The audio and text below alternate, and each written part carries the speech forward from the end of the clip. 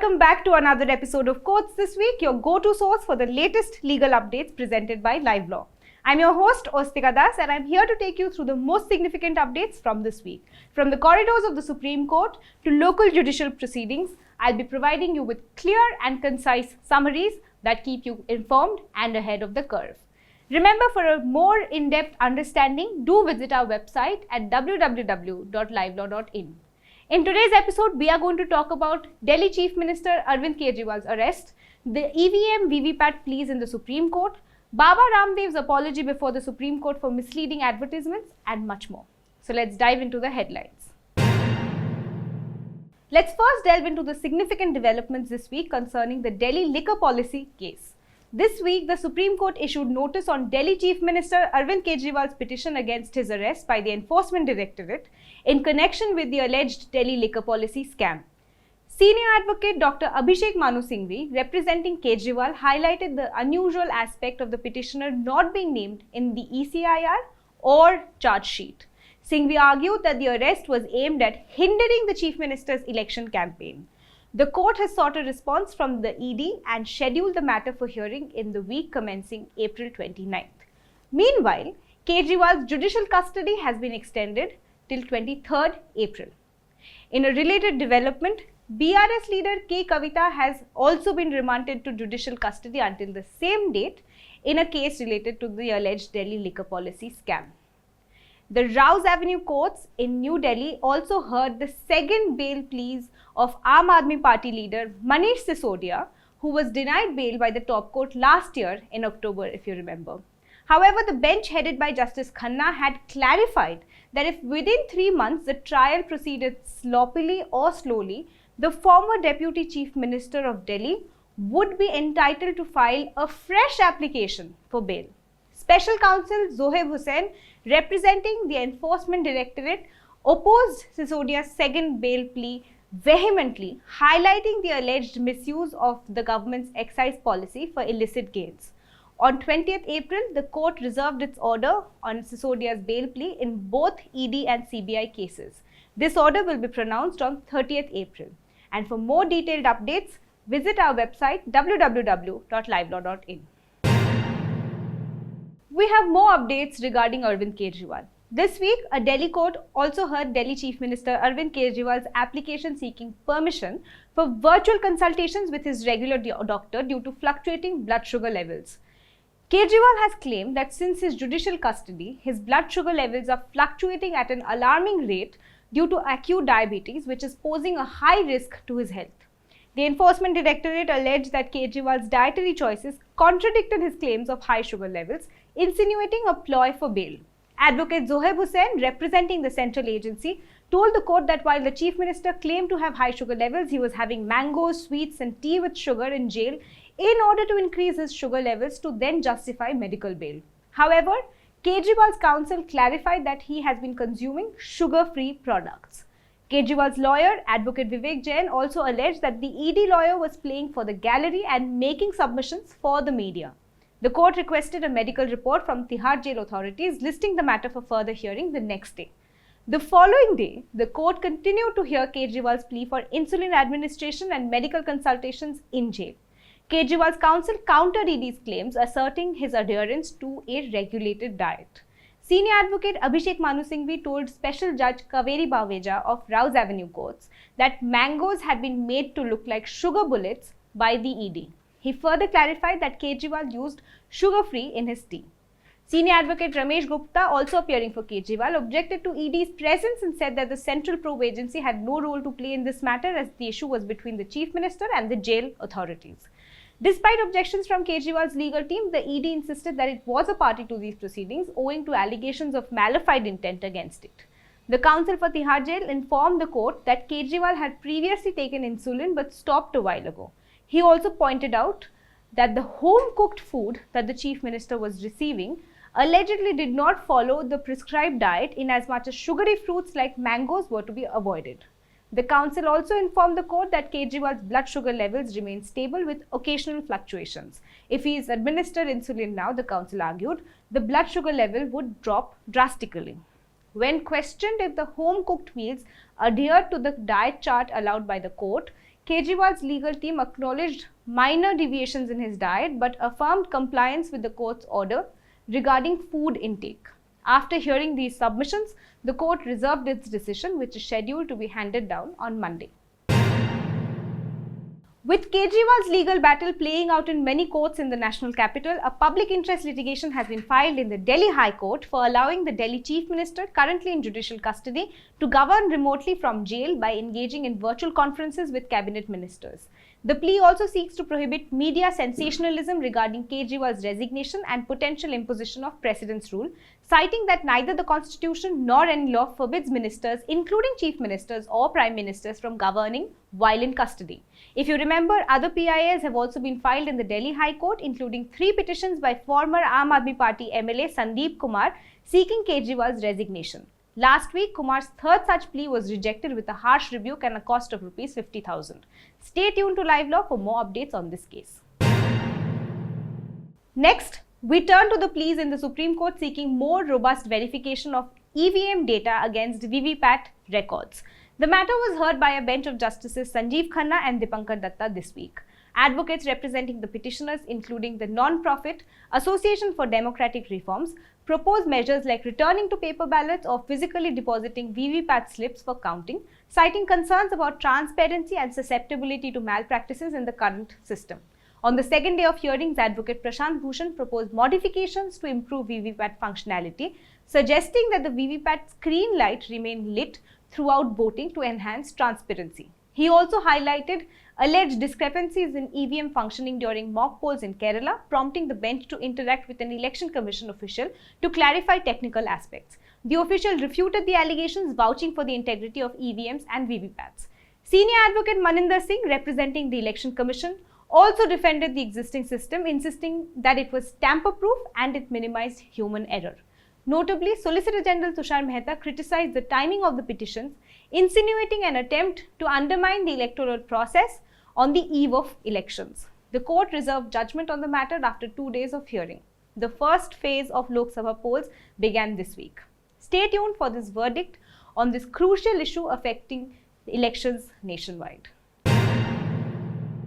In another development relating to the Lok Sabha elections, the Supreme Court dismissed a petition requesting special voting arrangements for around 18,000 people displaced from Manipur due to ethnic clashes, allowing them to vote in their home constituencies in the general elections on 19th and 26th April. The bench led by CJI Chandrachud along with Justices J.B. Pardiwala and Manoj Mishra deemed it impractical to direct the Election Commission of India to accommodate internally displaced persons or IDPs 3 days before the elections. The court highlighted that the ECI had previously issued a scheme for IDPs within Manipur on 29 February, but the petitioner's plea for IDPs outside Manipur came at a belated stage despite awareness of this scheme. Additionally, the court rejected the petitioner's argument for voting relief based on parity with Kashmiri migrants as unfounded. This week, the Supreme Court continued hearing the contempt case against Patanjali Ayurved, Acharya Balkrishna and Baba Ramdev over misleading advertisements attacking modern medicine systems, often colloquially referred to as allopathy.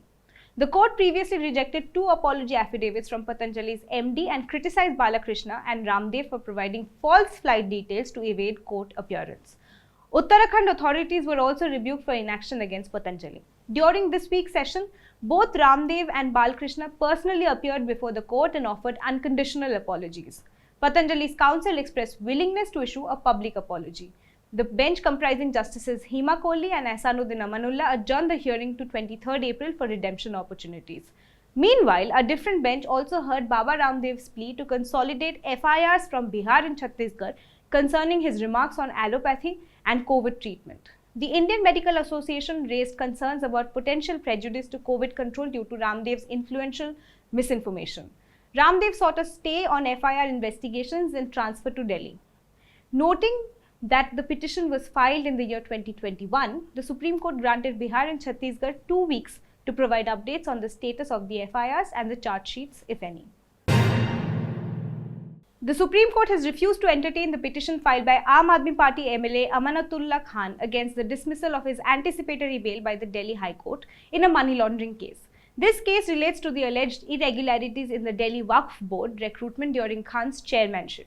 His counsel submitted that in January, a charge sheet was filed against 4 people, all 4 of whom were arrested in this case. However, Khan was not formally arraigned in those charge sheets, but the court categorically stated that repeated summons had been issued and Khan chose not to respond. However, the bench of Justices Sanjeev Khanna and Dipankar Datta expressed their reservations with regard to certain observations on merits of the matter made by the Delhi High Court in the impugned judgment. The court clarified that observations would not be treated as findings on merits relating to evidence or material relied upon by the Enforcement Directorate. The top court also granted relief to Khan against an application filed by ED before the special court for the issuance of a non-bailable warrant against him. However, this, they said, would be subject to Khan's appearance before the probe agency on 18th April. In a recent development, the impasse over interim vice-chancellor appointments for state universities in West Bengal has seen progress. The state government and the governor's office have been at odds regarding these appointments, stemming from 27 vacancies last year. The Calcutta High Court mandated adherence to 2018 UGC regulations for such appointments. Subsequently, the state government proposed a list of candidates for interim VC roles, but the governor approved only 2 from the list and appointed 13 others without consulting the state government. This prompted the government to withhold salaries of the appointees, leading to a legal challenge by a retired professor, which the High Court upheld. The state government then appealed to the Supreme Court, which urged resolution and halted financial perks for the interim VCs.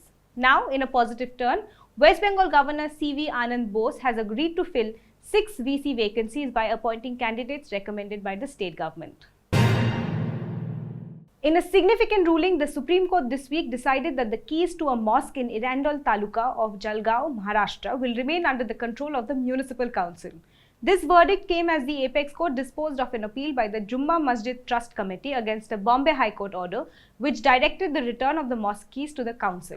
The dispute arose when the collector issued an interim order barring prayers at the mosque and instructed the trust committee to hand over the keys to the council following a complaint by a Hindu group alleging encroachment.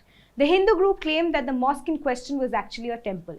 Initially, the High Court stayed the collector's order but later dismissed the petition, prompting an appeal to the Supreme Court. The court's ruling mandates the council to assign an official to open the mosque gate before morning prayers and ensure access until all prayers are concluded. Additionally, the court specified that the mosque compound should remain under the jurisdiction of the Waqf Board or the Masjid Trust Committee until further directives. This arrangement is temporary until the district collector concludes the proceedings. Next, we turn to the Bombay High Court, which has been hearing pleas by comedian Kunal Kamra, Editors Guild of India and others challenging Rule 3 of the Information Technology Rules.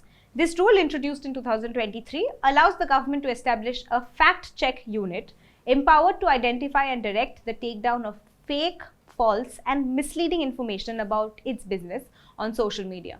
Justice A.S. Chandurkar has taken up the matter following a split verdict by a division bench of Justices G.S. Patel and Neela Gokhale. While the former deemed the rule unconstitutional, the latter upheld its validity. Senior advocate Navroz Sirvai, representing Kamra, argued before Justice Chandurkar that the FCU could lead to government censorship, stifling public discourse and freedom of expression. Over the course of 2 days this week, he contended that allowing any entity, especially the government, to dictate truth and falsehood infringes upon constitutional rights. Sirvai emphasized that if the rule aligned with Article 19 of the Constitution, it would be redundant, suggesting it oversteps constitutional boundaries and curtails essential rights. He argued that a chilling effect on freedom of speech and expression is achieved by the vague and overbroad language employed in the amendment, pointing to the ambiguity surrounding terms such as fake, false, and misleading, which lacks precise definition in the IT Act or the IT rules. The arguments are set to continue and we will be back with more updates. It is also important to note that the Supreme Court last month stayed the union's notification of the fact-check unit under the Information Technology Intermediary Guidelines and Digital Media Ethics Code Amendment Rules 2023. The stay shall operate till the Bombay High Court finally decides the challenges to the IT Rules Amendment 2023. This week, a petition has been filed in the Delhi High Court accusing Prime Minister Narendra Modi of soliciting votes for the Bharatiya Janata Party by invoking Hindu and Sikh deities and places of worship. The petition brought forth by a concerned lawyer references a speech delivered by PM Modi on 9th April in Uttar Pradesh. The petitioner urges the Election Commission of India to disqualify the Prime Minister from elections for 6 years under the Representation of the People's Act. Additionally, the petitioner seeks to restrain PM Modi from seeking votes using religious references. It's noted that the complaint was previously filed with the ECI earlier this month, but no action has been taken thus far. And that's a wrap for this week's Legal News Roundup. Before we bid adieu, the entire livelaw team has a small request for our dedicated viewers. As an independent and fact-driven media organization, we are deeply committed to fearless and ethical journalism. To continue bringing you the latest legal updates, especially in this dynamic audio-visual format, we rely on your support. So here's the Fantastic 6 for you. Give our video a thumbs up if you found it informative. Share it with your family, friends, classmates and colleagues to spread the knowledge. Make sure you subscribe to our YouTube channel for more insightful content. Drop your valuable thoughts and feedback in the comments below. We love hearing from you. Don't forget to tap that bell icon to stay updated with our latest releases. And lastly, make a quick visit to our website at www.livelaw.in for our in-depth reports and analysis. I'm your host, Ostika Das, and it's been a pleasure bringing you this week's legal updates. Until next time, stay informed, stay engaged, and stay tuned to Live Law. Thank you for watching.